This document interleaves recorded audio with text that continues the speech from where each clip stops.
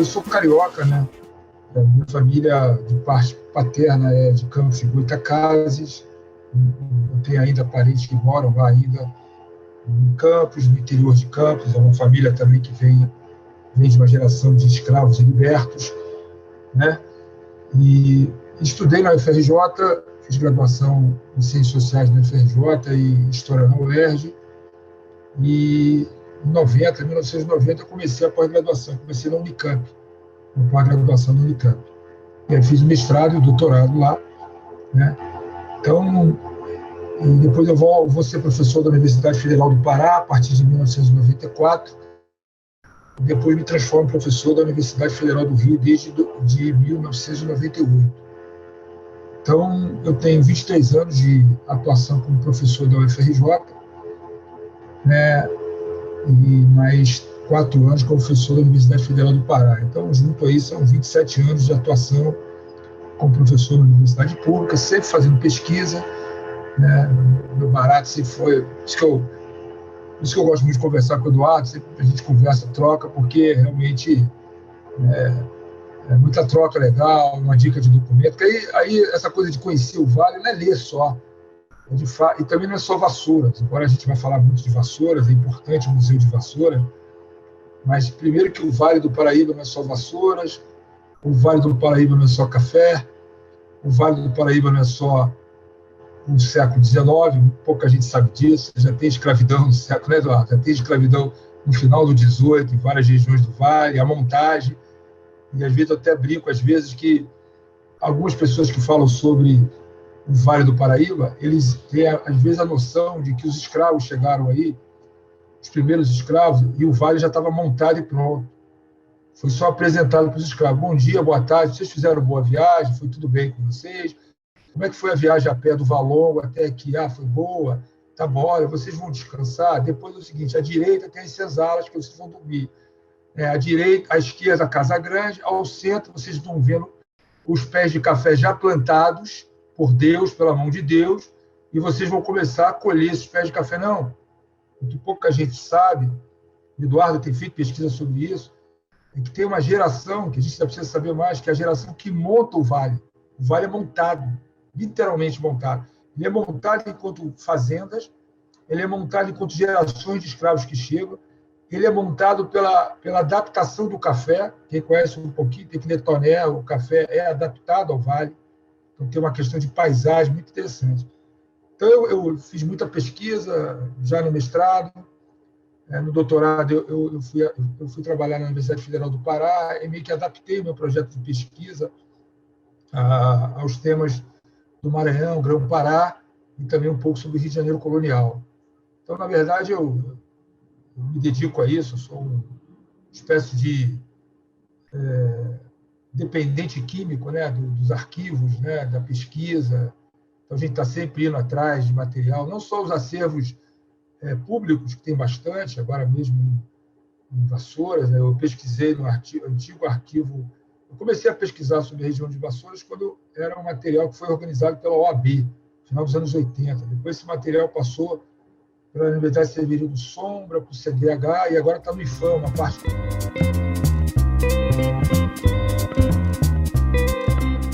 Um dos capítulos que eu analisei na minha dissertação de mestrado, ela acabou sendo premiada pelo Arquivo Nacional, com o Prêmio Arquivo Nacional de Pesquisa, foi publicada e depois reeditada pela Companhia das Letras, né, em 2006, né, foi sobre a revolta de Manuel Congo.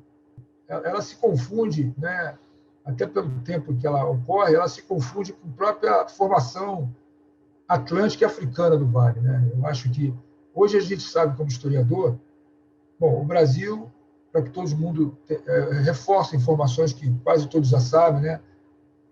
O Brasil, de alguma maneira, consome 46% dos africanos que vêm para as Américas. Então, já se falou em 20 milhões, esse número é um pouco exagerado, mesmo contando com as dimensões de mortalidade do tráfico. Os números ficaram agora entre 10 milhões e 800, 11 milhões e 200. A gente, às vezes, usa muito o tema 12 milhões para dar uma generalizada, mas o fato é que o Brasil consome, do total de africanos que vão para as Américas, o Brasil consome 46%, significa que quase a metade. Né? Mais propriamente, esse número agora, os dados melhores mesmo, mais adequados, que eram os dados do Felipe Curten, o próprio site disponível hoje, os Livre Voyage, tem ainda alguns problemas, porque não coloca, por exemplo, isso é uma parte importante do Vale, que é o tráfico ilegal a partir da década de 30. Então, se sabe que desses 4.800.000 africanos que vieram para o Brasil, em torno de 1 milhão chega exatamente no século XIX, ou seja, a partir de 1801. E desse 1 milhão, mais de 60%, ou em torno de 60%, está entrando no período da ilegalidade do tráfico, ou seja, a partir de 1830. Então, hoje se sabe que o Rio de Janeiro, por exemplo, a cidade do Rio de Janeiro, era a maior cidade africana do Atlântico. Nenhum lugar concentrava tanto africanos como o Rio de Janeiro, a partir da década de 30 e 40. Né? O melhor dado que eles têm é o censo do Adoc Lobo, que é o censo de 1849, que mostra lá a população de africanos na cidade do Rio, veja bem, na cidade do Rio, que ultrapassa os 100 mil, pelo menos 80% a 90% desses 100 mil africanos. A gente brinca, eu inclusive brinco para provocar os amigos, sempre amigos baianos, porque sempre aquela ideia de que Salvador é o lugar do africano. Salvador era de fato uma cidade negra, escravista, importante, a partir do final do século XVIII. Né? Então, a gente não tem grandes cidades coloniais escravistas. Você pega Olinda, as cidades de Minas eram cidades, mas não eram cidades escravistas. As cidades escravistas é um fenômeno da escravidão no Brasil Atlântica da segunda metade, ou mais ainda das últimas décadas do século XVIII e do século XIX. Mas Salvador, de fato, era uma cidade negra africana muito grande a partir de 1780. Aí, quando eu falo isso, os baianos ficam alegres. Né? Aí, depois, eu continuo e digo o seguinte: o Rio de Janeiro, no século XIX, a cidade do Rio de Janeiro vai ter 10 vezes mais africanos do que Salvador. 10 vezes mais. Então, embora você tivesse a revolta dos malês, uma revolta que é considerada a maior revolta de escravo das Américas, ouro para a Bahia, né? A Bahia agora só perde para a Espanha, né? No campeonato olímpico, nas Olimpíadas, mas o Rio de Janeiro tinha na cidade do Rio de Janeiro. Onde eu quero chegar? Se a cidade do Rio de Janeiro, como já se disse, usando o título lá do Alberto da Costa Silva, o Rio Atlântico, ele faz uma alusão entre o Rio e o Atlântico, né? O Rio Atlântico, o Vale era Atlântico. Né? O Ricardo Salles fez um livro muito importante, né? O Vale era escravo. Eu diria, de maneira muito educada e elegante, que o Vale era fundamentalmente africano, não era só escravo. E aí você tem toda uma tendência da escravidão no Brasil. O tráfico de escravos nos Estados Unidos termina em 1808 e a escravidão nos Estados Unidos termina na Guerra Civil Americana. Então, entre o final do tráfico nos Estados Unidos e a Guerra Civil, quando termina a escravidão, se passaram mais ou menos mais de 50 anos e a população de escravizados nos Estados Unidos cresce, quadruplica. Mas esse aumento é um aumento que nós diríamos endógeno, ou seja, são os filhos das africanas ou das mulheres que aí está aumentando a população. No caso brasileiro, né, é uma reprodução fundamentalmente exógena a partir do tráfico. Então, é interessante imaginarmos, criarmos mais pesquisas, acessarmos mais arquivos particulares, essa coisa mesmo de acessar arquivos particulares, né? Como esse Vale do Paraíba está chegando populações africanas com muita força a partir do alvorecer do século XIX, para algumas regiões. Você já pode falar de uma chegada de africanos para a região onde é Paraíba do Sul, talvez seja a ocupação mais antiga do Vale, essa região. Mas isso é só legal para falar, porque vai ficar registrado. Eu achei o material, quer dizer, eu localizei, outras pessoas localizaram. Talvez antes de mim, talvez, mas depois certamente, que é no registro paroquial de Valença, na igreja de Valença, você tem registros paroquiais de batizados de indígena com nome indígena. Nunca se viu isso na história do Brasil. Eu cheguei a conversar com um antigo historiador falecido, tragicamente, João Monteiro, que é um grande historiador de história indígena no Brasil. Eu comentei isso com ele, ele falou, caramba, nome indígena, porque nem para africano você tem. A maioria dos africanos, você não tem registro do nome africano. Kunta Kinte é o personagem do Raízes, lá do filme do Alex Haley. Você não tem o nome africano, ele desaparece. Ele desaparece entre o quê? Entre o sertão africano, entre a permanência no litoral, o navio negreiro, ele some. Eu não sei, Renato, Eduardo, Gilberto, Luísa, eles desaparecem completamente, né? E aí fica só o nome brasileiro. E o nome indígena também, a princípio, tinha desaparecido, que no processo de batizado e conversão, ele desaparece. E nos registros paroquiais de Valença, você encontra batizados de indígenas, com o nome português, obviamente, mas aparecendo o nome o quê? O nome indígena. Isso aí para o quê? Para a década de 10. Mas o fato é que você tem uma entrada de africanos muito grande no Vale, e o mais importante disso, que é uma entrada contínua de africano, e que nós hoje podemos dividir em camadas de africano. Então, só podemos imaginar uma camada que está chegando com muita força em 1810, 1820. Veja bem, o café ainda não era o grande produto do Brasil escravista. Todo mundo, essa imagem de ciclos, né? Que o pau-brasil passa o bastão para o açúcar, que passa o bastão para o ouro, que passa o bastão do café, não é bem assim, né? Você tem açúcar em São Paulo. São Paulo era um grande produtor de açúcar do início do século XIX, alvoreceu o quadrilátero do açúcar, Porto Feliz, Jundiaí, toda aquela região. Mas o café só passa a ser o produto mais importante da economia mundial brasileira, e de fato muito importante, a partir dos anos 40. Até 1840, final de 1830, açúcar continuava sendo um produto de exportação importante. Então, tomar cuidado para fazer a ideia de que o café já aparece no Vale de maneira exuberante em todos os lugares. Ele tem uma crescente, né? Se plantava café na Floresta da Tijuca. Aliás, a Floresta da Tijuca foi o primeiro lugar a se plantar café no Rio de Janeiro, um dos primeiros lugares. Se plantava café em algumas partes do Vale do Paraíba no final do 18, mas não é esse café que vai ganhar essa força. Então, você tem uma adaptação material e imaterial africana no Vale incrível. E aí, a gente começar a ver as camadas.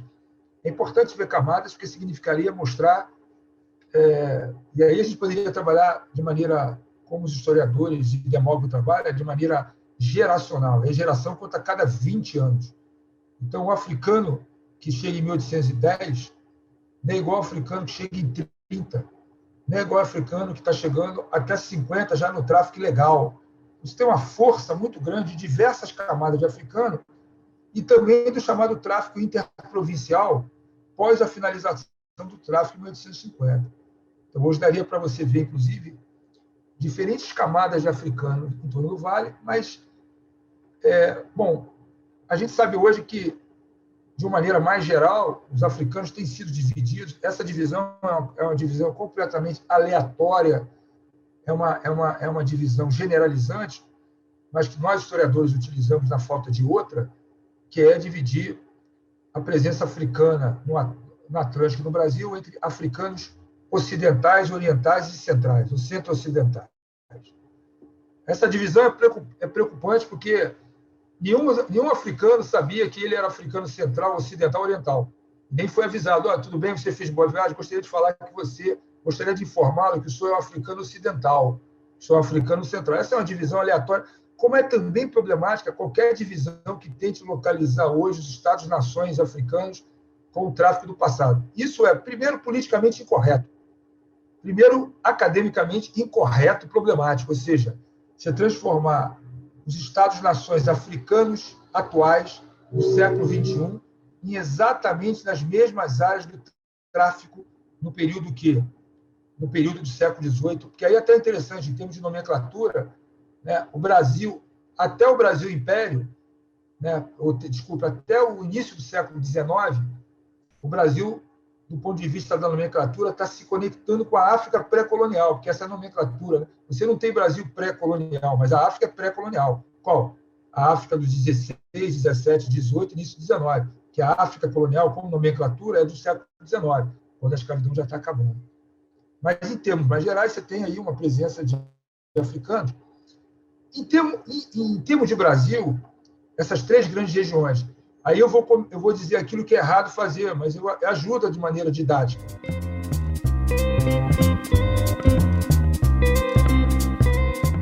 Você teria ali a África Ocidental, acima da linha do Equador.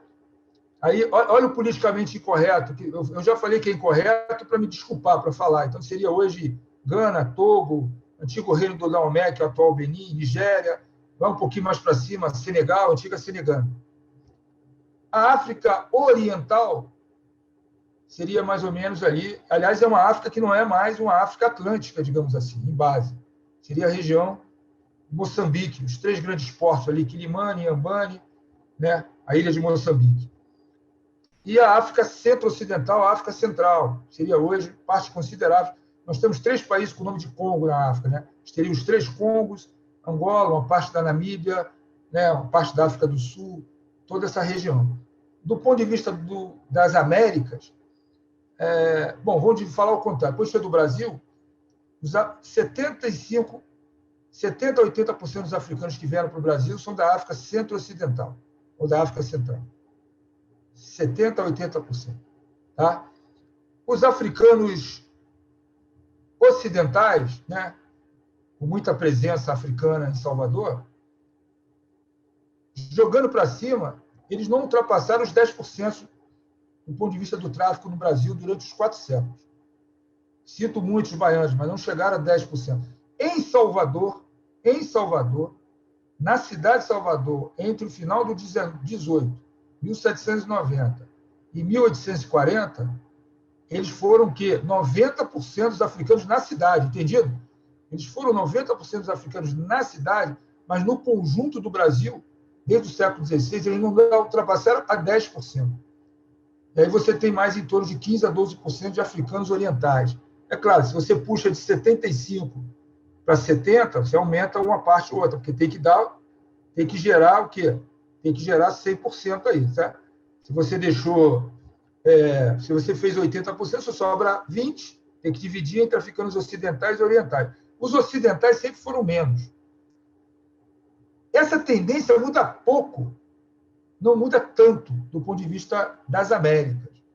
Então, se no Brasil os africanos centrais foram de 70% a 80%, nas Américas como um todo, que inclui o Brasil, né, eles chegaram a 60%, 55%. Já os africanos ocidentais, que no Brasil não ultrapassaram, no conjunto, não ultrapassaram os 10%, eles chegam a 30% nas Américas. Né? Então, por que eu estou dizendo isso também? Brincadeiras à parte, o nosso africano é muito semelhante ao africano de Cuba, Jamaica, Colômbia, Venezuela, México, Estados Unidos, sacaram? Do ponto de vista da tendência. É o mesmo africano. Ou seja, do ponto de vista da tendência, são mais africanos centrais e menos. O caso dos africanos ocidentais é interessante, porque eles foram a maioria em Salvador, no Rio de Janeiro, alguns dados, Mericarache, Florentino e outros, oscilaram entre 3,5%, 1,5%. Aí depende da fonte. Se você pega a fonte de aportações, tem um nível. Se você pega a fonte policial, tem outro. Então, oscilaram aí entre 1,5%, com um núcleo fixo de 3%, e até 6%. Eu tenho um artigo publicado até em inglês, não está nem publicado em português, que eu levo esse número de africanos ocidentais para o Rio de Janeiro a 13%. Olha, 13% é o dobro de 6%. Legal. Mas ainda é muito menos do que 100%. Sacaram isso? Ou seja, os africanos ocidentais. No Vale do Paraíba, você tem uma presença de africanos ocidentais também, mas o fato é que esse africano ocidental ele ficava mais do que na cidade. Ele havia uma demanda de comércio desse africano ocidental mais para a cidade. Então, na verdade, o vale é um vale africano com muita força dos africanos centrais. E aí também tem uma coisa interessante, porque você tem guerras africanas no Reino do Congo, guerras civis africanas entre o final do 18. Você tem uma guerra civil no Congo até 1844. Então é interessante, esse africano que está vindo para o Vale, qual é a tendência? É homem, hoje oscila aí, né? Vamos dar um número um número de parâmetro, né? Pode ser um pouquinho mais novo, pode ser um pouquinho mais velho, mas os historiadores hoje têm um consenso que o africano está chegando aqui no Brasil na faixa etária dos 12 a 14 anos. Pode chegar alguém de 20? Pode. Pode chegar alguém de 25? Pode. Pode chegar alguém de 40? Pouco provável. Pode chegar alguém de 7 anos? Mais provável. Sacaram isso? Então, como o quê? Como uma tendência, os africanos na faixa de 12 a 14 anos. Sexo masculino, e hoje você sabe que é sexo masculino porque havia uma demanda de mulheres no tráfico no interior da África. Então, a questão não é porque se comprava mais homem, né? Porque se vendiam mais homens, porque as mulheres já eram, de alguma maneira, muito valorizadas. Não tem nada a ver com o trabalho, né? As mulheres eram valorizadas no tráfico interno africano, em direção ao norte da África, né? Então, na verdade, os traficantes concentravam mais mulheres, retinham mais mulheres para vender no tráfico interno, na verdade, vendiam mais homens. E aqui eles trabalhavam de maneira igual. Você pega os testamentos, inclusive por Vale do Paraíba, em qualquer lugar, as mulheres estão trabalhando no eito, estão trabalhando na enxada, embora a tendência do tráfico no Brasil é homem, né, ou seja, sexo masculino, de 12 a 14 anos, para cada 10 escravizados, 7 a 8 homens. 7 a 8 homens. Portanto, 2 ou 3 mulheres. Essa é a tendência do tráfico. Os padrões de propriedade no Brasil, o Vale do Paraíba concentrou os maiores padrões de propriedade. O que é o padrão de propriedade? Você vê qual é a margem dos maiores donos de escravos. As grandes fazendas no Brasil chegaram por fazenda, não por fazendeiro, porque os fazendeiros, às vezes, tinham 3, 4 fazendas. Então, o Eduardo vai começar... Não, mas os breves... Calma aí, Eduardo. Os breves tinham dezenas de fazendas. Mas o padrão de propriedade por fazenda, das grandes fazendas, chegaram a 600, 700 escravos. As grandes... Tudo bem, tem fazenda jesuítica com 1.500 escravos, fazenda beneditina. Esse é o padrão. O padrão jamaicano de grandes fazendas é 1.500 escravos. Então, esse é o padrão das grandes... Inclusive, chama-se mega plantel. Mas qual é o padrão de propriedade do Brasil? Pequenos proprietários até 10 escravos. Médios proprietários até 30, 40 escravos. E grandes proprietários a partir de 50 escravos. Agora, quem é grande proprietário, né, com 52 escravos, é muito diferente de um grande proprietário com o quê? Com 400, 500 escravos. Então, o Vale vai concentrar, inclusive, que é um padrão de propriedade alto. Eu diria que se a gente reunir os 4 séculos de escravidão, 16, 17, 18, 19, os padrões de concentração escravas do Vale vão ser os maiores. Nem no Nordeste açucareiro colonial você tem um padrão de concentração tão grande, ou seja, os grandes fazendeiros com fazendas muito grandes concentrando. Então, é possível imaginar a construção de uma cultura material e imaterial profundamente africana no Vale do Paraíba. É claro que Vassoura vai se destacar, Valenças vai se destacar, né? E é claro, né? Nesse conjunto a gente fala mais de Valença, fala mais de Vassoura, fala menos de Piraí, fala menos de Barra do Piraí, mas aí você tem esse Vale do Paraíba estendido. Você pode chegar de Resende, pode chegar na divisa das partes de São Paulo.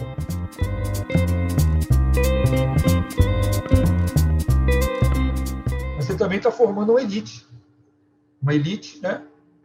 De fazendeiros, né, com muita riqueza. Essa riqueza tem vários estudos, inclusive a chamada decadência do Vale tem menos a ver com a diminuição da produção de café, por exemplo, tem menos a ver com a abolição da escravidão, por exemplo, tem mais a ver, por exemplo, com a questão da gestão das fazendas escravistas. Inclusive, muita gente perde fazendas em jogatina, a questão da gestão no final do século XIX. Sabe aquela imagem de que o Vale do Paraíba entra em decadência porque acabou a escravidão? Coitadinho dos fazendeiros, não tinham mais ninguém para colher o café e o Vale começa a entrar em decadência. A decadência, que não é verdade que é decadência, né? Na verdade, você tem outras áreas produtoras de café que se colocam, né, no mercado também, produzindo café, uma quantidade. Você, inclusive, tem áreas no Rio de Janeiro que são áreas voltadas para o mercado interno, que estão produzindo mais do que as cafeeiras. Você pega o caso de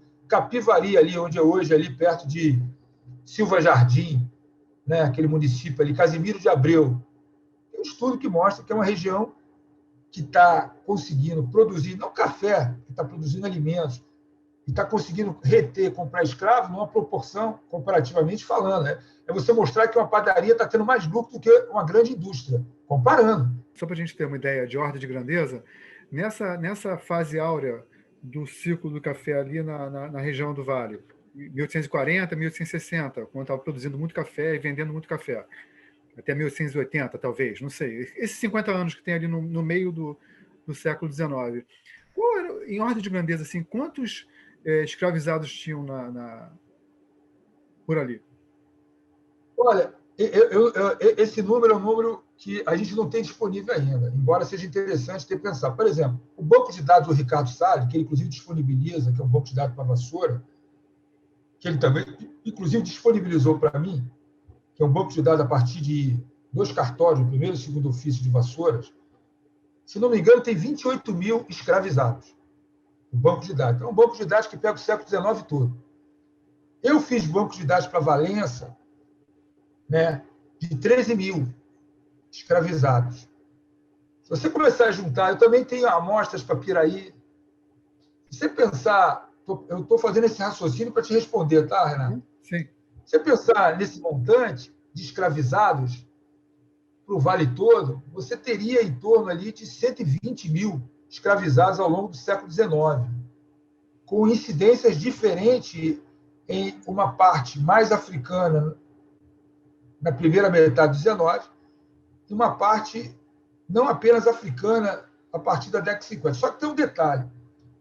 O tráfico já é legal em 1830, entram pelos portos do Rio de Janeiro pelo menos 600 mil escravizados entre 30 e 50, e há notícias hoje no Brasil chegando a rumores de navio negreiro no Brasil até 1863, rumores, e apreensão de navios ilegais até 1859.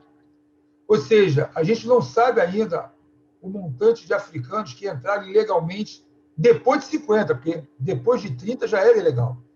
Então, se você imaginar que um africano está entrando na faixa dos 14 anos, você ainda teria uma população no Vale, no início do século XX, de africanos na faixa de 60 anos. É a faixa, fazendo a brincadeira, Renato, é a tua faixa de idade, a do Eduardo e a minha. Sim. A gente está aí descendo a ladeira dos 50. Então, não seria a faixa etária do Gilberto, que está aqui na minha tela, mas seria a minha, eu estou com 5,7, Eduardo um pouquinho mais velho, você um pouquinho mais novo do que eu, nessa faixa. Ou seja, no início do século XX, Renato, no início do século XX, século que nós nascemos, ainda a força africana. Queria colocar em cima do Flávio uma coisa muito importante que ele falou, primeiro da diáspora e primeiro dessa montagem da lavoura cafeira. O Vale tem 3 grandes momentos. O primeiro deles é a partir de 1700, quando você tem a ida para Minas Gerais, e você começa a ocupar todo esse território onde hoje é Partido Alferes, Paraíba do Sul, e essa região de Sacra-Família do Tinguá. O segundo movimento, que é pela costa, o Angra dos Reis, que já tem essas marias concedidas, 1723. Eu sempre, quando eu brinco com o Flávio, que diz o Flávio, primeiro é a Santa Madre Igreja, ela não erra nunca. Tá? A gente tem que olhar as igrejas, o tamanho das igrejas. Pelo tamanho da igreja, você vai pesquisar o arquivo ou não. Tem 2, que eu me lembro, tem 2 conventos enormes, os beneditinos e os Star. Esses caras não entram para perder. Entendeu? Então, você vai começar a ver regiões que já estão ricas já no século XVI e XVII. O governo do Carmo é do século XVI. Então, você, nessa região chamado Rio de Janeiro, fora dos muros. Em 1788, com a conclusão da Estrada da Piedade, você tem, então, um grande avanço de pessoas que já estavam capitalizadas. As pessoas não vêm de Minas, eu quebrei Minas com ouro. Não tem esse negócio de quebra. As pessoas já vêm capitalizadas, porque o café leva 5 anos para colher. Primeira safra de café você leva 5 anos. Quer dizer, você não vai ficar olhando para o teto. A gente acha que a história do Brasil está escrita por malucos. Não, então o café. Gente, 5 anos, você vai ficar olhando. Braço cruzado, aquele bando de gente lá parada, jogando porrinha. O que você vai ficar fazendo durante 5 anos? Então, você tem uma produção de açúcar, você tem uma produção de abastecimento interno, que é importantíssimo, e você tem uma economia mercantil, que é quem capitaliza esta lavoura cafeeira. Você tem que ver a lavoura cafeeira como um negócio. Por que a lavoura cafeeira surge? Por causa da quebra do Haiti. O Haiti, você tem a revolta do Haiti, você tem o Lessene, que vai plantar café aqui na Floresta de Juca. Ele era fazendeiro no Haiti, e o bloqueio continental da Inglaterra, que tira a França do mercado do café. Quem era o nome do café é Bourbon. O café é francês. Então, nós entramos no vácuo de uma produção desnecessária. O segundo dado que todo mundo fica falando é o café. Gente, o café brasileiro só funcionou, só vendeu por um motivo. Por causa do crescimento do oeste americano e por causa do movimento operário, porque o café era barato. Era uma bebida para operários, uma bebida barata. Então, vamos plantar café. Agora, o estado do Rio, eu queria só completar essa parte da africanidade dele. O Congo é a segunda bacia hidrográfica do mundo. A primeira Amazonas, a segunda é o Congo. Né?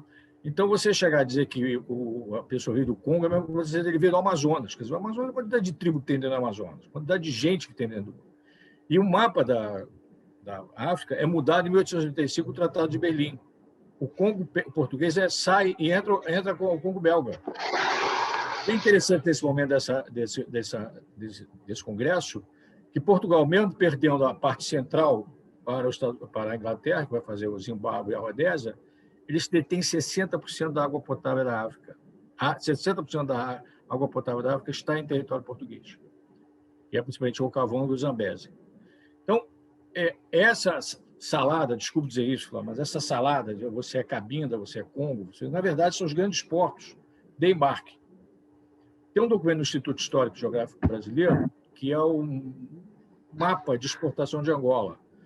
90% da exportação de Angola é africano. São escravos.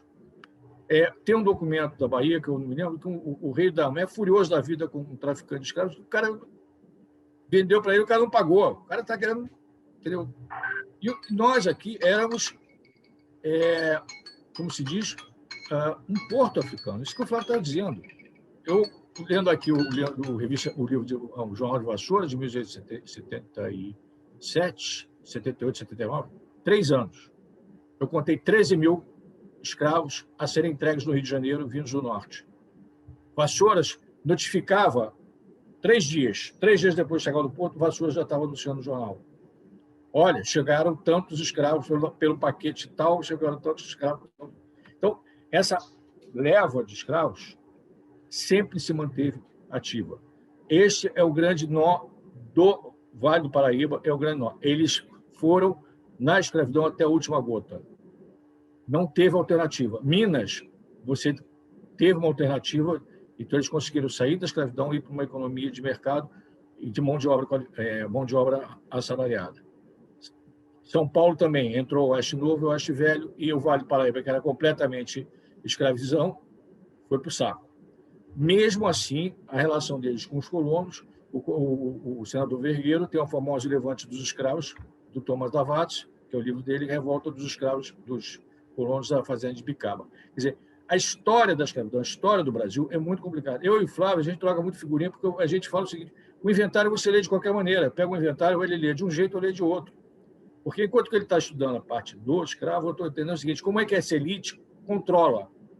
Como é que essa elite consegue manter, e mesmo dizendo que eles são os inimigos irreconciliáveis, eles conseguem levar essa escravidão até 1889, não 88. 88 acaba a escravidão, 89 acaba o Império, porque o Império está atrelado à escravidão. O Império não tem saída, entendeu? O Império é identificado com a escravidão, a elite dela é a escravidão. Só para dar um exemplo, 2 exemplos finais aqui para vocês de como as coisas ainda permanecem. A grande lei, que eu faço uma pegadinha com todo mundo, eu disse: quando é que acaba a última lei do Império? Todo mundo fala 1889. Não, 1988. Quando o analfabeto volta a ter direito a voto. Porque quando sai a lei do voto livre, em 1879, o gabinete do Cassação do Sinimbu, eles fazem o quê? Vamos fazer uma reforma eleitoral, que votam o Jabuti. Olha, quem só pode votar quem é alfabetizado. Quem não é alfabetizado, roda. Você está falando o quê? Você cai para 10% do eleitor. Este número se mantém até 1961. O voto rural só perde para o voto urbano em 1961. Quer dizer, a primeira lei, a chibata, só cai em 1886. O Código Penal é a primeira lei a ser promulgada pela República, não é a Constituição. Tá? A vadiagem, que era antes no Império, o senhor dá o bilhete ao seu escravo para ele ter direito a circular, você, no Império, na República, você tem um crime de vadiagem. Você está no meio da rua, é vagabundo. Se for preto, então, não tem mais desculpa, vai para o camburão. Isso dura até hoje, não sei, eu não sou advogado, mas é muito interessante esse arcabouço que se mantém. E aí, o Vale é esse tadinho, esse Brasil todo, que o Vale, o Império Vale, é sim. Mas é Minas Gerais, toda a Zona da Mata, é o Vale do Paraíba do Norte, é toda uma região de produção que vai construir no Brasil, que vai se manter até os dias atuais. Quer dizer, a escravidão deixou, é uma grande, como diz Joaquim Nabuco, vai ser a grande problema no Brasil sempre.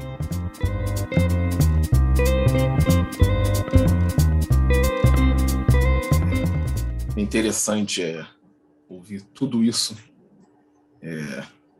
essa construção toda, principalmente falando do Vale do Café, e falando dessa permanência e dessa certeza que a nação depositou sobre esse tipo de trabalho e que ela transparece um exemplo muito, muito perceptível, só que eu acho que é pouco analisado pelo que eu vejo. Ano que vem a gente está comemorando aí o centenário da independência, né? E foi justamente com a independência do Brasil que nós tivemos essa bandeira aqui. Deixa eu ver se eu consigo mostrar. Que é a bandeira imperial, que foi lançada em 1822 e que é a primeira vez que o café aparece na bandeira. Tanto o café quanto a cana-de-açúcar. Aparece como uma láurea, né? Ali, rodeando. E esse brasão que também vira o símbolo do poder imperial. É o símbolo do imperador, é o símbolo da Casa Imperial do Brasil. Exposto na bandeira nacional com o café e com a cana-de-açúcar. E é um símbolo que espera-se que é o símbolo da Casa Imperial Brasileira até hoje. Eles estão depositando no maior símbolo nacional a completa certeza de que as duas maiores riquezas do Brasil são o café e a cana-de-açúcar. Como se isso fosse perene. E tanto o Flávio e o Eduardo falaram aqui como se deu essa decadência do café, que foi mais pela incompetência do que por por um processo histórico, né? É curioso mostrar como o Brasil ele se torna independente em cima da completa dependência da escravidão também, né? Ele deposita isso de uma forma tão forte que isso transparece no maior símbolo da pátria naquele momento. E nós vamos comemorar essa data no ano que vem. E nós vemos aqui, por exemplo, vocês falando sobre esse processo da pesquisa, que é algo muito interessante, muito caro para a gente encontrar material de pesquisa bom e acessível. Acredito que quando vocês encontram deve ser de uma alegria muito forte, porque nós tivemos uma grande queimada dos documentos dos africanos no Brasil, né? Com o processo da abolição, né? Que é a grande fogueira que Rui Barbosa fez com todos os documentos dos negros que entraram aqui. Então, o que eu deixo aqui para o Flávio e para o Eduardo, eles conseguirem prosseguir em cima disso, se nessas cidades cafeeiras, se nesses arquivos é possível se fazer, como vocês falaram, retomar parte desse arquivo que foi queimado, retomar parte da história dessas pessoas, que o pouco com que se conseguiu de se manter aqui e que foi queimado, e que se é possível fazer essa busca, essa grande busca, esse grande retorno, assim, para se contar melhor essas histórias particulares também. Uma outra coisa, uma outra pergunta que eu deixo aqui, principalmente para o Flávio, que diz sobre o quanto que não existiu escravidão no Brasil, mas escravidões nos Brasis. Se também a gente pode falar também de resistências quilombolas nessa região do Vale do Café, tratando como algo plural, ou se elas se conectavam, se eles se conheciam, ou se eram processos que nasceram esporádicos e muito particulares. Então, gostaria de deixar aqui essas duas questões para vocês. Eu agradeço também ao Gilberto. Gilberto, eu digo o seguinte, você vai ficar assustado, mas Rui Barbosa nunca queimou nada. Isso é um mito, que todos repetem. Isso é muito interessante. Isso é um epígrafe que tem livro dos anos 60. O que o Rui Barbosa fez? Rui Barbosa, de fato, Rui Barbosa era um abolicionista republicano. Então, é uma coisa interessante, né? Naquela época você tinha monarquista escravista, monarquista abolicionista, republicano escravista e republicano abolicionista. A única coisa que não tinha era monarquista abolicionista, monarquista republicano e republicano monarquista. Aí não tinha. Né? Então, Rui Barbosa era um republicano, um abolicionista, né? Republicano, ou um republicano abolicionista, vamos dizer assim, e ele depois se transforma em ministro da Fazenda. E havia uma expectativa muito grande da indenização, que é onde houve escravidão, houve um processo, primeiro, gradual de liberdade. O Brasil, paradoxalmente, foi o país que foi, por último, aboliu a escravidão, mas abole de maneira imediata. Embora essa maneira imediata não foi uma maneira que valorizasse as expectativas dos próprios da população negra. E havia muita expectativa da indenização, a ponto que você pega um romance como o do Machado de Assis, o Memorial de Aires, tinha um sujeito, Machado era muito irônico, tinha um sujeito que comprava escravos depois da abolição, no Memorial de Aires. O cara comprava escravos, isso é a ironia do Machado. Olha, quando houvesse o quê? Quando acontecesse a indenização, eu estaria rico, porque eu fui comprando escravos depois da abolição. Esse é um personagem do romance Memorial de Aires, do Machado. Havia expectativa tão grande que um dos apelidos sociais do pós-abolição era que os fazendeiros, inclusive do Vale, não só do Vale, mas os fazendeiros eram apelidados de republicanos do 14 de maio. Isso era um apelido social da época.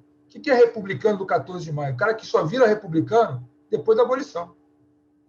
Por quê? Porque a monarquia não só vai abolir a escravidão, mas a monarquia não oferece nenhum cenário de indenização, que os fazendeiros, primeiro, não queriam a abolição, mesmo em áreas em que a escravidão não era tão dominante mais, o que nós chamamos de decadência. Que a escravidão tinha uma lógica extraeconômica. A escravidão era uma linguagem social também de determinação baseada na raça. Então, tinha uma dimensão extraeconômica. Então, o que o Rui Barbosa fez? O Rui Barbosa fez um decreto que era uma espécie de aviso cifrado, cruzado com as expectativas senhoriais dos fazendeiros de serem indenizados. O que seria hoje essa documentação queimada? Fazendo uma analogia. Eu posso queimar a sua declaração de imposto de renda, mas eu não estou queimando a sua escritura da sua fazenda em Vassouras. Eu estou queimando a sua declaração de imposto de renda, que é diferente de queimar o inventário seu e a escritura da sua fazenda. Então, a documentação que foi queimada assim, simbolicamente, era uma documentação de natureza fazendária. E era um aviso, tem um artigo sobre isso, que essa documentação era queimada em atividades públicas, como se fosse um aviso. E aí vem essa frase do Rui Barbosa, que tem uma dupla interpretação: queimar a mancha da escravidão. Na verdade, quem expulsou a escravidão dos textos, dos livros didáticos, da literatura, o responsável não foi a queima do Rui Barbosa, foi a imagem da memória. O que significa? Porque, inclusive, se fala de uma história negra, mas eu não conheço história branca. Então, a história da escravidão não é a história negra, é a história do Brasil. A história da presença africana no Brasil é a história do Brasil, não é a história do negro só. Claro que nós usamos isso no sentido político, mas nós não conhecemos a história branca. Então, é interessante. Eu gostaria de ter a história negra e saber que existe a história branca. Não, tem uma história do Brasil que não reconhece a presença africana da população negra antes da escravidão e depois, e é uma história que hoje está sendo processada. Inclusive, uma lei que nós temos hoje, que é uma lei de 2003, a chamada Lei 10.639, é uma legislação que ela é fruto do quê? Dos movimentos sociais. Os movimentos sociais pressionando o Estado brasileiro, pressionando o parlamento brasileiro que essa lei exista. Então, essa lei, já estamos aí com, vamos lá, quantos anos essa lei? Essa lei vai para 20 anos. Essa lei ela diz exatamente o quê? Essa lei de 2013? A lei 10.639, a lei de 2003, é uma lei que exige o ensino de história da África e dos africanos no Brasil. É uma lei que exige história da África e dos africanos no Brasil, no 3º grau, no 2º grau e no 1º grau. Hoje em dia, o FRJ tem uma área de história da África. Aliás, é uma área com 3 professores concursados. Esse concurso para a história da África, não que não se falasse em África antes da FRJ, mas há 10 anos atrás não havia uma cadeira de história da África. Tem que ter concurso de história da África. Então, nós temos concurso de história do Brasil, história moderna, história medieval, história antiga, né? História contemporânea e história da África. Fruto da lei, interessante, dos movimentos sociais, né? Então, começou a ter uma política de valorização da memória, da documentação. Aí também tem um detalhe, né? A documentação relativa à escravidão não precisa só ser registro, fontes, que a gente chama de fontes textuais. Você tem paisagem, você tem memória. Por exemplo, o Stanley Stein, que fez um grande trabalho sobre Vassouras, cujo acervo dele está disponível na Universidade de Princeton, ele entrevistou libertos em Vassouras. O Stanley Stein, ele entrevistou libertos em Vassouras. Aí você fala assim, mesmo hoje, se nós quiséssemos, eu até brincava com meus alunos, você desce num município como Vassouras, pode ser outro. Está falando de Vassoura, para não dizer que eu não falei de Vassouras. Você desce em Vassouras no final do mês, no início do mês. Aí você vai ver um monte de velhinho lá indo receber dinheiro do Fundo Rural. Entendeu? Você se esconde e segue um velhinho daquele e vai ver onde é que ele vai parar. Ele vai parar atrás de uma fazenda, num bairro rural desse que está cheio no Brasil. Valença, Vassoura, Paraíba do Sul, Patinho das Férias. Essa é a população. São que os nossos avós e bisavós. Então, lá. Você pegar hoje alguém de 91, só para pegar uma data fechada, 91 para 2021, esse cara nasceu em 1930. Esse cara está com 90 anos hoje, 91 anos, nasceu em 1930. Cara, se ele nasceu em 30, ele conviveu com o avô dele que foi escravo, cara. Simples. Alguém pode estar convivendo hoje com um avô de 91 anos. E esse avô de 91 anos conviveu com o seu avô que foi escravo e que foi africano. Então, a memória está aí disponível para um projeto, por exemplo, de memória. Sem falar que, do ponto de vista metodológico, nós podemos acessar a memória da memória da memória. A memória não precisa ser daquele cara que viu. Oh, eu vi o navio negreiro chegar. Ah, olha, agora a gente pode dizer que o navio negreiro chegou porque o cara viu. Bom, você tem um monte de memória da memória da memória. Então, o Rui Barbosa, isso aí, na verdade, foi utilizado como uma espécie de subterfúgio, como uma explicação moral da falta de interesse. Quem coloca a escravidão e a população negra na historiografia são os movimentos sociais e a luta antirracista. Esses caras que começam a produzir uma agenda. Nós queremos conhecer mais. Nós quem? Você já sabe. Mais o quê? Queremos conhecer mais sobre quilombo, sobre revolta, sobre africano, sobre as mulheres negras, sobre a alforria, sobre um monte de coisa. Então, na verdade, a agenda da historiografia é uma agenda fundamentalmente contemporânea. Né? Então, você tem uma história do Brasil que tem uma grande inflexão e mudança no período da redemocratização.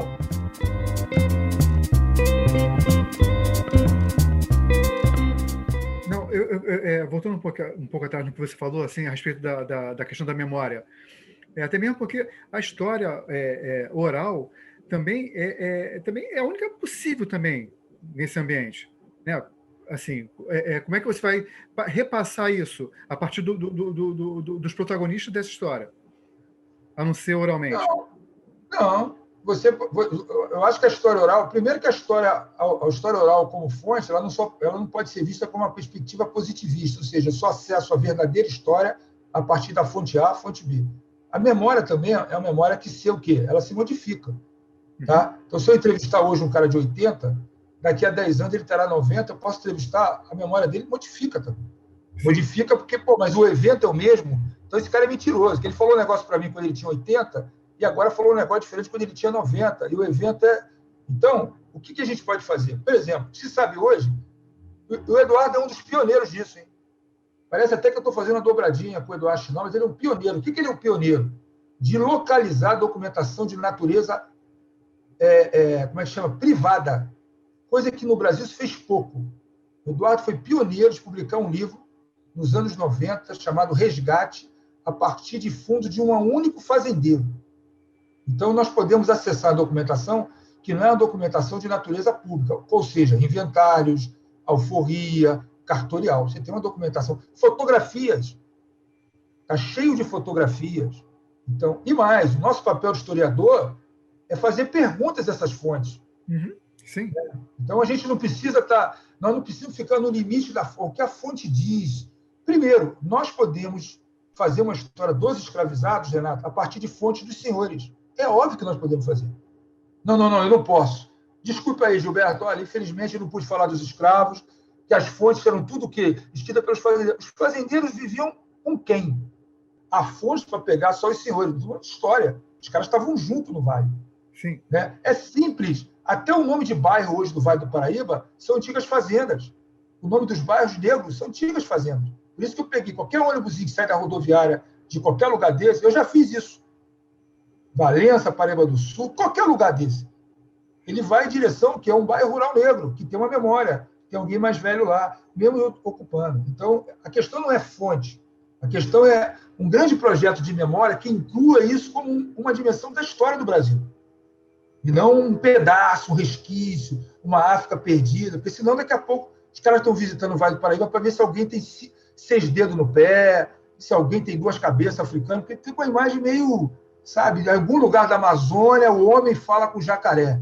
Bom, ninguém pergunta por que a pessoa fala com gato em Copacabana. A segunda questão é muito interessante, Gilberto, que é a questão dos quilombos. Bom, os quilombos, né, na verdade, a experiência hemisférica. Onde houve escravidão nas Américas, houve comunidade de fugitivos.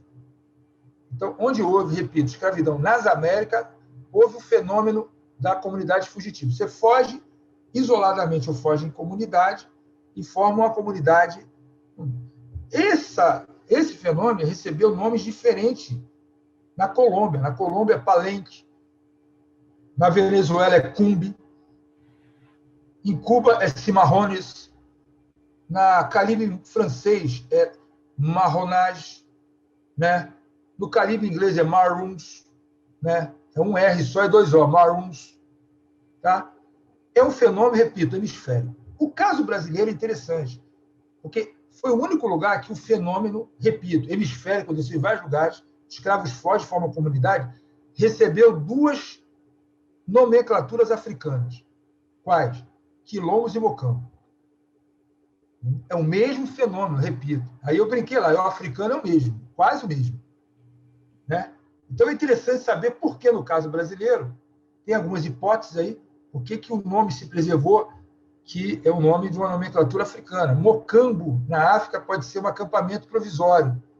Também tem uma outra associação do mocambo, que é o chamado pau de fieira, aquele pau que faz assim com a fieira, assim, ó, como se fosse um Y. O pau de fieira. Então, uma brincadeira que a gente faz como pesquisador, Eduardo sabe isso, que o africano podia andar com mucambo nas costas, ou seja, com pau de fieira nas costas. E aquele pau de fieira é o pau que ele faz o acampamento provisório. Qualquer acampamento provisório é feito a partir do quê? Daquele pau de fieira mucambo. Forma assim, aquele Y ali, o cara adapta o outro. O que é interessante pensar, eu estou querendo, inclusive, encontrar um aluno de pós bom, né? Até brinco, né? Não pode ser aluno preguiçoso, porque eu não tenho paciência com preguiçoso para fazer pesquisa. Que levante uma questão interessante. Olha que barata a pergunta que você faz. Como que um lugar que tem tanta concentração de africanos como o Vale do Paraíba não tem tanta história de quilombos aqui? Interessante isso. Porque se você pensar comparativamente a outras regiões, vamos pegar o caso do Maranhão. Pô, tem quilombo para tudo quanto é lugar lá, Gilberto. As chamadas terras de preto. Onde você vai? Eu conheço bem o Maranhão, já fiz pesquisa. Do ponto de vista de concentração, não o Maranhão como um todo, nem o Rio de Janeiro como um todo, mas concentração, vamos pegar lá o Maranhão, Vale do Itapecuru, o Vale do Paraíba tinha mais africano concentrado em fazendas grandes do que o Maranhão. E lá tem dezenas e centenas de quilombos, e aqui não tem. Essa é uma questão, para o historiador, fantástica. O historiador tem que estar sempre diante de perguntas. Eu levantei algumas hipóteses para isso. Primeiro, que o caso brasileiro, os quilombos nunca foram isolados. Os quilombolas sempre se mantiveram nas margens das fazendas. Sempre nas margens.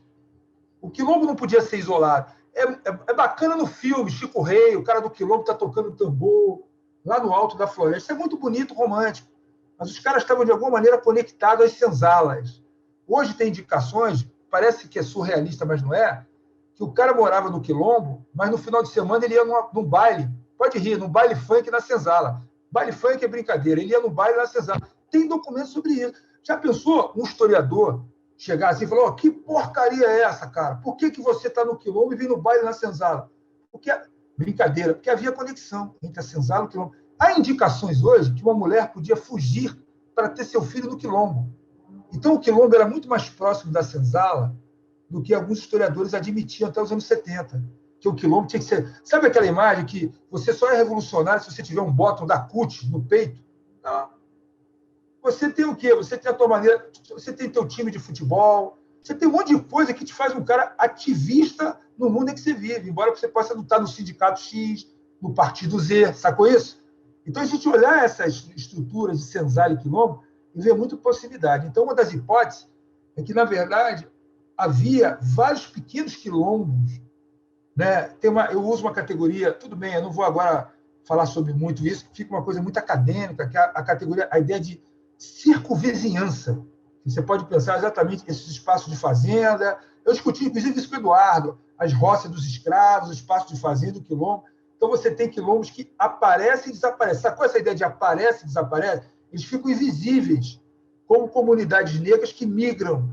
Então, talvez, eu não quero dizer com isso que havia quilombo pra caramba no Vale, mas você vê que não tinha tanta evidência de quilombo no passado escravista, como não tem tanta evidência de comunidade remanescente hoje no Vale. Você vê que a região dos lagos hoje no Rio de Janeiro, tem pelo menos 25 a 30 comunidades remanescentes. E hoje, se pegar o Vale, talvez não tenha 15. Se você comparar a concentração de escravidão de escravos no Vale do Paraíba com a concentração de africanos escravos na região dos lagos, o Vale é muito, muito maior. Então, a gente tem que procurar essa explicação em processos históricos do quê? Dessa circunvizinhança de senzalas e pequenos grupos de fugitivos que viviam à margem, atomizados ao longo dessas senzalas, a proximidade de escravos de senzalas A se conectar com escravos de senzala B. É muito interessante isso. Porque você tinha, inclusive, fazendeiros que tinham agregados. Os agregados eram o quê? Eram colonos, não é colono imigrante. E esses colonos também tinham escravizados. Então, numa mesma fazenda, você tinha os escravizados do grande fazendeiro, do barão, e também os escravizados que são os seus colonos, que eram pessoas livres que tinham escravizados que moravam o quê? Moravam na circunvizinhança da fazenda. Isso, inclusive, era uma proteção. Então, acho que essa é uma hipótese interessante. Agora, tem muito temor de revolta. Muito temor de revolta. Agora a gente está lançando um livro. Eu acho que quando a gente fizer essa live lá com o Eduardo, o livro já está lançado. É um livro que eu organizo com o João Reis, chamado Revoltas Escravas no Brasil. Tem muita escrava. Tem Carrancas, que o Eduardo conhece bastante, que é uma revolta em Minas Gerais, em 1833. Tem o caso do Vale mais conhecido, é a revolta do Manuel Pombo, em 1838. E tem um grande medo, que é uma espécie de medo do 11 de setembro, no Vale do Paraíba, no ano de 48. Isso está bem documentado. Havia um grande medo que estourasse, aliás, uma revolta com dinâmicas internacionalistas, ou seja, a presença de emissários internacionais promovendo essa revolta de escravos, emissários cubanos, jamaicanos, que podiam estar, né, ou do Haiti, promovendo uma revolta em 1848. Tem estudos, né, o Robert Lane fez alguns estudos, tem algumas dissertações de mestrado, que essa região do Vale foi sacudida de muitas denúncias de revoltas escravas, mais ou menos entre o início dos anos 40 e o final dos anos 50. As datas com força é 42, 43, 48, depois 56. Tem muita coisa, tem muita gente pesquisando sobre isso, tem até um pesquisador chamado Espírito Santo, que é um músico, instrumentista, um pesquisador fantástico, que tem feito alguns estudos também. Eu não sei exatamente a base da pesquisa dele, mas eu reconheço ele como um pesquisador importante sobre as chamadas seitas de africanos, né, seitas que se chamaria de seitas de cultos de aflição africanos, que são, de alguma maneira, transmigrados para essa primeira geração de africanos aqui no Vale, na década de 30 e 40.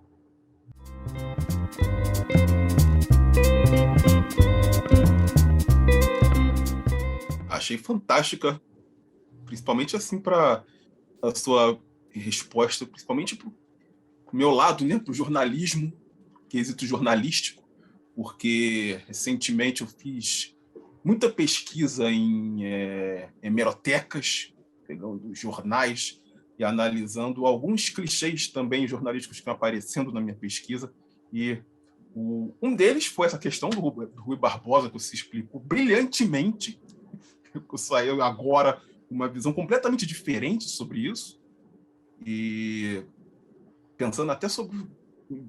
Agora estou até pensando sobre o fazer jornalístico, quanto se propagou essa ideia, e quanto se explicou mal também, né? Acredito mais por fontes duvidosas do que pela rapidez do jornalismo, né? E o que aparece também, além disso, é o quanto, sempre que se fazia matérias sobre esse assunto, sobre esse caso, aparecia a ideia de que o negro tinha se vendido primeiro, de que o negro africano ele já se vendia e que, por isso continuou sendo feito nesse processo e que hoje isso é vendido por negacionistas como se fosse uma novidade, como se ninguém nunca tivesse falado sobre isso, como se fosse uma grande novidade que eles estivessem trazendo para o debate histórico, sendo que isso sempre foi falado no jornalismo, nas matérias, nos livros, e hoje apresenta-se isso como um grande ataque, né, a essa valoração desses negros que vieram para cá. Olha, esse tema é um tema polêmico. Eu não sei se eu não chamaria de polêmico, é um tema interessante que a gente tem que enfrentar. Então, primeiro, a África não é um lugar. A África é um continente. Tá? Então, quando a gente fala África, parece que é um lugar que alguém chegava lá e falava, perdeu o Playboy, e entra todo mundo no camburão. A África é um continente. Há regiões hoje na África, no continente africano, em que o tráfico não se desenvolveu. Há regiões hoje na África em que o tráfico ajudou aqueles lugares a se desenvolver. E quando acabou o tráfico, aqueles lugares entraram em decadência. Olha a contradição. Lugares onde nunca houve a o tráfico, lugares que se desenvolveram a partir do tráfico.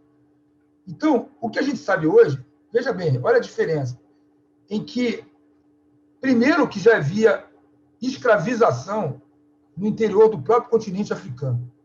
Então, a escravidão não é uma invenção necessariamente europeia no continente africano.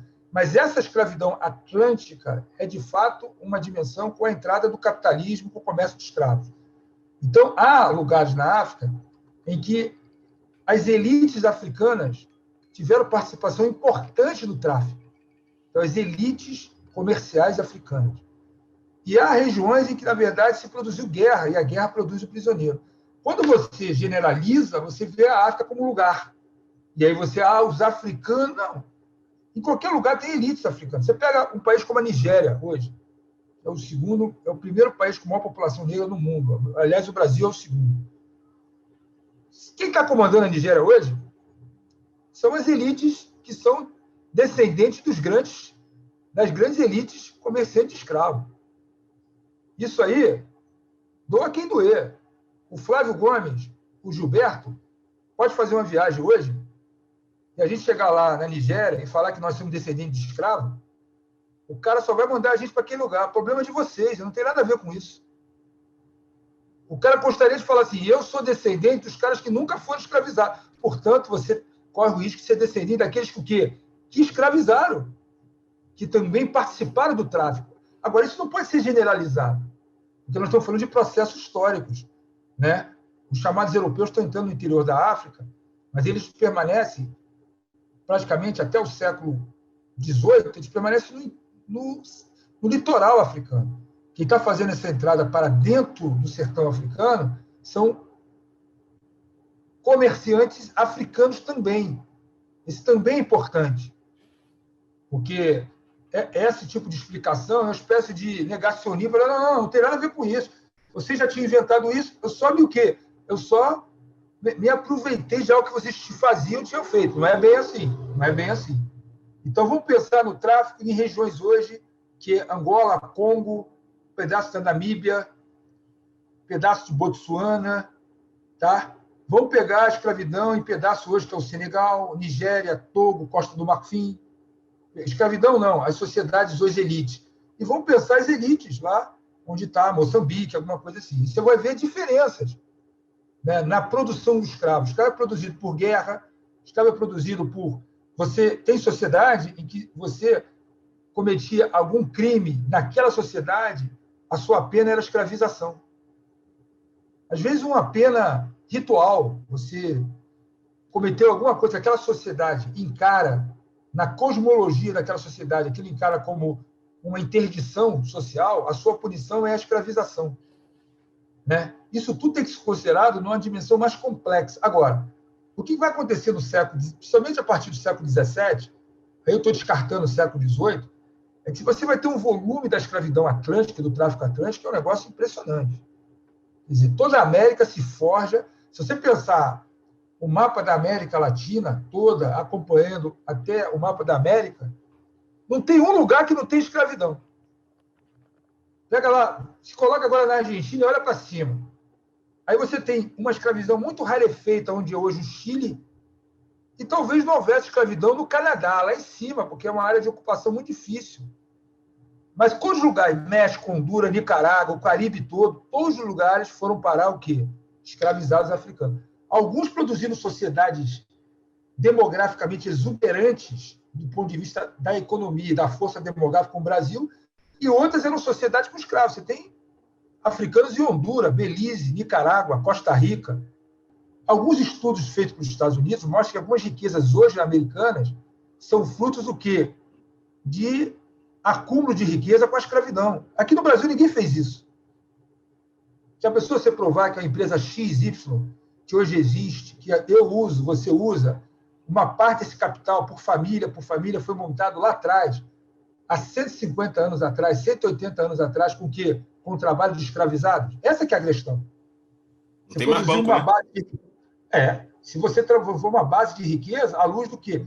De uma experiência econômica, social, com lógicas extra-econômicas, porque a escravidão vai ter lógica extra-econômica. Acho que esse talvez seja o debate.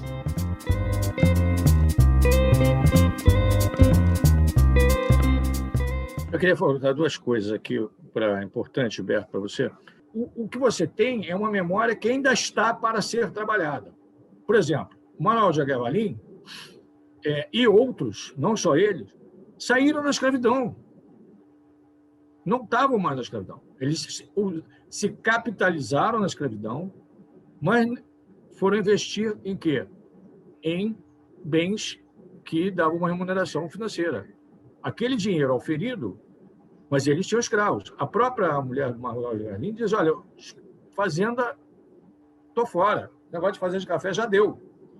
Você teve 3 grandes fortunas do Vale. Todo mundo fala do Breves. Equivalente ao Breves, Diabo, Campos, cuja aproximação, você tem o Joaquim Gonçalves Moraes, o filho do Barão do Piraí. Enorme. A quantidade de fazendas que ele tem. Eu comecei as maiores fazendas do Vale.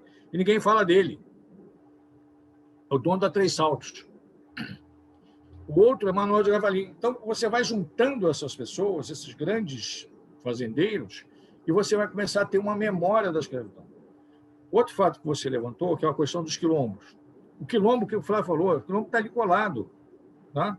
E outra coisa, tirando o quilombo Palmares, do quilombo do Ambrósio e o buraco do Tatu, você não tem grandes quilombos. Porque é o seguinte, você tem 2, 3 pessoas fogem. De repente, some, sei lá, um porco. Some um pouco de milho. Eu digo, opa, tem quilombo. Por exemplo, eu peguei agora um quilombo, 1877, que também é muito importante, a geografia histórica, isso que eu vou falar agora, eu vou ligar o Manuel Congo. Este quilombo vai ser combatido por 30 escravos de confiança da fazenda São Fernando, aqui em Maçambará.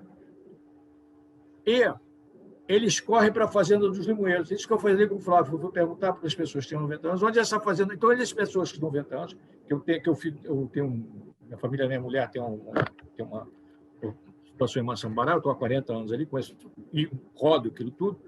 Diz assim, a fazenda dos Limoeiros é Paraíba do Sul. São Fernando é aqui em cima, Maçambará, 20 quilômetros de Vassouras. Aonde é que eles vendiam os cafés vendidos? No armazém, na fazenda do Idanhá, que é aqui no caminho para, digamos, a fazenda Secretário. Quer dizer, você tem um ir e vir, você vê isso no Maranhão, as pessoas não reparam isso. Um dos escravos, que, se não me engano, é o Epifânio, que é considerado um dos líderes, ele é do Sítio dos Encantos. O Sítio dos Encantos está de carro, atualmente, a 20, 30 minutos de carro. 20, 30 minutos da Fazenda Maravilha. Ele está praticamente na fazenda de um bar. Encanto é uma estrada que tem, que passa Avelar e é ali numa situação entre Samambaia, se fosse Barra do Encanto, na estrada do Guaribu. Então, está longe da Fazenda Maravilha, está longe da Mata de Santa Catarina. Eu me preocupo muito com sociedades secretas, que é muito interessante. O Pedro Luiz Pereira de Souza foi assassinado porque todo dia o pajem dele, o Aniceto, dava um pouquinho de vidro moído para ele comer. Pedro Luiz foi político, né? Inclusive, ele era genro do Manuel de Aguiar Valim. Todo dia o Aniceto ia lá e dava comidinha nele, botava um vidrinho moído para ele. E a mulher dele, que era uma costureira, que agora me lembro o nome, continuou na família e faleceu em 1920 em São Paulo. O que aconteceu é o seguinte, vocês fizeram uma história do Brasil e criaram aquela coisa do escravo e do senhor. Então ficou essa coisa maniqueísta, o escravo e o senhor. Só que não é o escravo e o senhor. Como eu falou, em Angra dos Reis, você tem vários pequenos proprietários com 2 escravos. Eu tenho documentos das Três Saltos do escravo hipotecando seus cafezais, fogo, para comprar a liberdade da mulher. Outros para comprar a liberdade, o que for, se alugam. Diz, olha, eu vou ao seguinte, eu quero comprar minha mulher. Ah, tá bom. Como é que a mulher faz? Ela não tem dinheiro. Aí ele vai no cartório, faz um contrato, dizendo, eu preciso de tanto em dinheiro. Ok.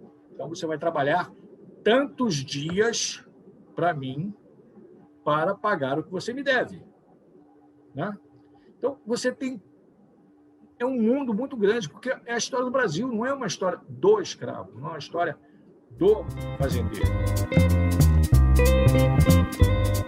Só para andar para um outro lado aqui agora, Flávio, e puxando ainda para essa questão do Vale do Paraíba, na Enciclopédia Negra tem pouca gente dali, não tem?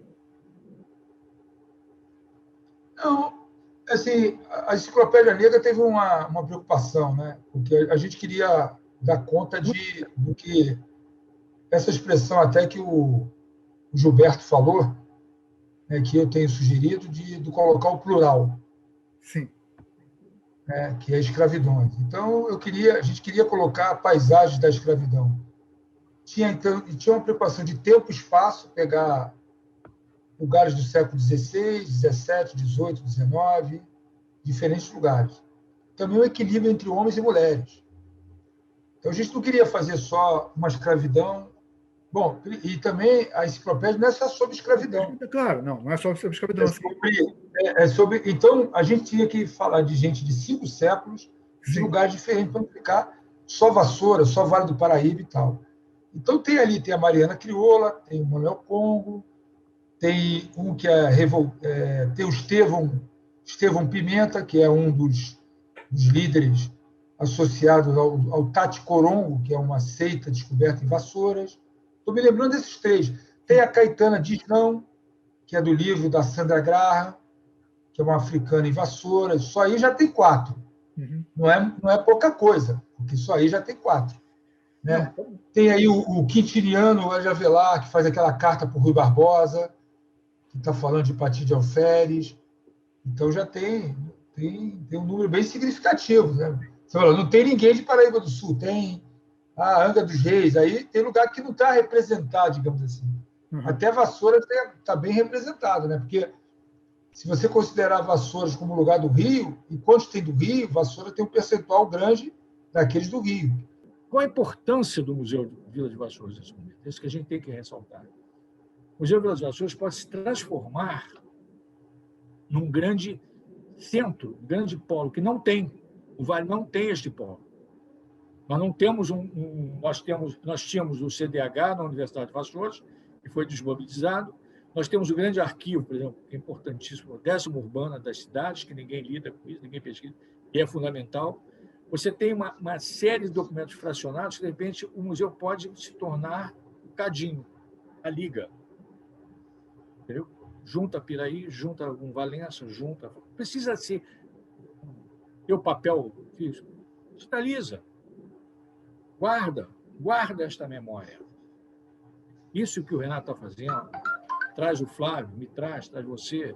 Nós nos apresentamos, nós nos conversamos, nós temos nossas ideias. Vamos para cá, vamos para a esquerda, vamos para a direita. O que a gente vai fazer primeiro? Uma coisa que as pessoas não trabalham, eu acabei de fazer um trabalho interessante. Estão os novos. O Flávio está falando de Paraíba do Sul. Você já tem, no final do início do 17, uma comunidade judaica fortíssima na Igreja Nossa Senhora da Ajuda, numa irmandade Nossa Senhora da Ajuda, que eles perderam a breve história, por causa dessa devoção à Rainha Esther, que já tinham criação de gado em Paraíba do Sul. Esta irmandade já tinha século XVII. Se você for ver o acompanhamento do Monsenhor Pizarro, da Fundação dos Oragos, você tem um caminhar disso. Você vai caminhando. Né? O Maurício Abreu faz isso muito bem na Geografia do Rio de Janeiro. Quer dizer, tem muita coisa para se trabalhar. Não é pouca, não é muito. Então, a importância do museu é juntar, de repente, pessoas, ideias e combinar a documentação. Não precisa ser pesquisa, só um tombamento.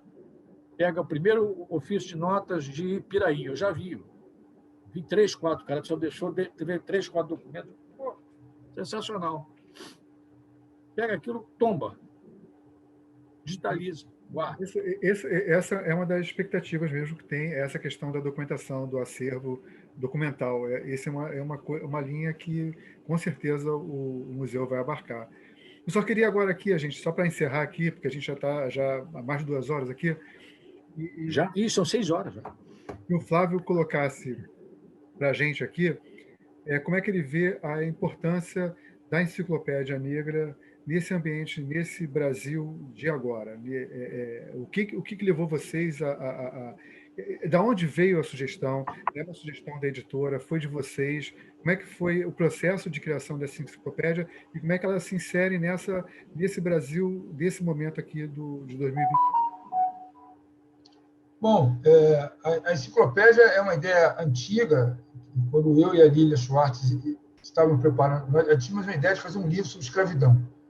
E era exatamente recapturar a escravidão, não só essas imagens, essas paisagens cristalizadas, que é Nordeste açucareiro, Minas Gerais, o café, mas ir na Paraíba, na Amazônia, em todos esses lugares. Aí a gente começou a fazer, em 2015, vou preparar um livro, já pensando, no final de 2015, pensando em 2018, 130 anos da escravidão, e nós vimos que a gente não ia ter fôlego, porque tinha temas que eram tão profundamente pesquisados que a gente tinha que contar com os especialistas. A gente ia perder um tempo grande para resumir, talvez, uma pesquisa muito mais profunda e importante. Aí nós resolvemos fazer esse dicionário com verbetes. Ficou Dicionário da Escravidão e Liberdade, com 150 verbetes, que teve a capa do Jaime Laureano, que é um artista plástico. E ali nasceu a ideia de, exatamente, que a perspectiva era de capturar a história através de pessoas, personagens. E também identificando que muitos desses personagens não tinham rostos. Nós não tínhamos, mínima, qualquer tipo de representação. Aí surgiu a ideia de fazer uma enciclopédia em que nós recuperássemos a história da escravidão e do pós-abolição, né? E também pudéssemos recuperar essa imagem, recuperar o personagem através do evento, né? E não fazer uma história que muitas vezes as pessoas desapareciam. E aí foi o grande desafio, aí já começa em 2017, a gente estava terminando a enciclopédia, aí o Jaime vem trabalhar com a gente, nós mobilizamos 102 artistas que fizeram quadros que hoje estão numa exposição na Pinacoteca, foram doados. Maravilhoso. Aí tem uma parceria com vários artistas, a Pinacoteca, o Instituto Soma, o Instituto Birapitanga, os NEABs, que são os Núcleos de Estudos Afro-Brasileiros, que estão fazendo agora um segundo livro com personagens vivos, porém conhecido, e o projeto da enciclopédia não finalizou, ele continua. O desafio maior naquele momento lá foi exatamente, primeiro, parar, porque teve uma hora que a gente não conseguia mais parar de achar personagens importantes. E veja bem, nessa enciclopédia tem personagens ali que é fruto de pesquisa mesmo, não está em nenhum livro, não está em nenhum manual, não está nada, é fruto de pesquisa mesmo, né? Completamente nova, original, dos arquivos nossos, que essa é a grande questão. Então, essa é um pouco da ideia da enciclopédia. Bom, ela é muito importante. Hoje, no país que a gente está vivendo hoje, exatamente hoje, vai ficar gravado, que é agosto de 2021, tudo é muito importante nesse país, né, cara? Manter a democracia, manter a capacidade de diálogo, manter a resiliência, acabar com o número de mortes, acabar com essa... Enfim, tudo é muito importante. E, do ponto de vista da história, num ambiente de negacionismo, num ambiente de cidadania sobre ataques, né, você reconstruir a possibilidade, né, de revisitar pessoas, né, expectativa dessas pessoas, projeto dessas pessoas, para reconhecer as possibilidades de Brasil que existiram e que ainda existem, acaba sendo muito importante esse projeto de enciclopédia, né? Então,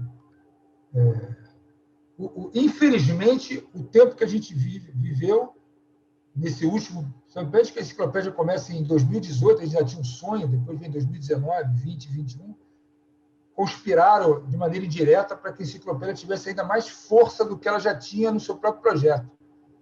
É importante de quê? De reconhecer experiências históricas, no caso da população negra, reconhecer também o passado, experiências diversas de homens e mulheres, em tempos e lugares diversos do Brasil, experiências africanas, experiências atlânticas, que a enciclopédia também captura. Então, está dentro desse universo.